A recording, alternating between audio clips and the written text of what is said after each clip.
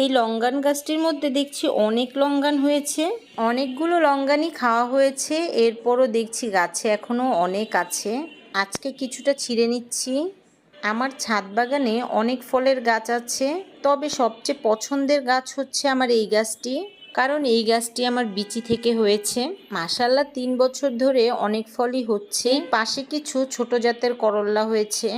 এই ছোট জাতের করল্লাটা খেতে আমার কাছে বেশ ভালো লাগে। এই পাশ দিয়েই একটা করমচা গাছ আছে, এই করমচা গাছটিতেও অনেক করমচা হয়েছে। আমার ছাদ বাগানের সবচেয়ে অপছন্দের গাছ হচ্ছে এই করমচা গাছটি। দেখুন কতগুলো লঙ্গান পেরেছি, এখানে 4টি করল্লা পারলাম। এই যে এই পাশে কয়েকটি ড্রাগন হয়েছে, এই তো এখান থেকে কয়েকটি ড্রাগন পেরে ফেললাম।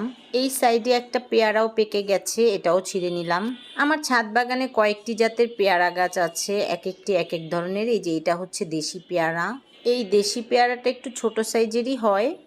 এখানে এই আম গাছগুলোতে আমগুলো পেকে আছে, এই আমগুলো পেরে ফেললাম। আজকে দেখছি অনেকগুলো ভ্যারাইটির ফল পারলাম। ফলগুলো একটু আলাদা করে নিলাম, কারণ অনেকগুলো আমি আজকে পারবো।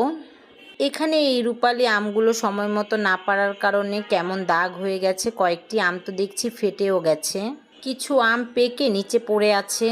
কি একটা অবস্থা। এই রূপালি আমগুলো পাড়ার পরে চলে গেলাম 12 মাসি একটা আম গাছ আছে, এই আম গাছটির মধ্যেও অনেকগুলো আম পেকে আছে। এই 12 মাসি আম গাছটির নাম যেন কি আমার তো আসলে মনে আসছে না, কিন্তু আমগুলো খেতে তেমন একটা মজা না হলেও অসময়ে আমগুলো ধরে থাকলে দেখতে ভালোই লাগে। আজকে অনেকগুলো আম পেরেছি, এখানে আম, পেয়ারা, ড্রাগন, করমচা, লঙ্গান, করল্লা, অনেকগুলো ফলই পেরেছি আজকে।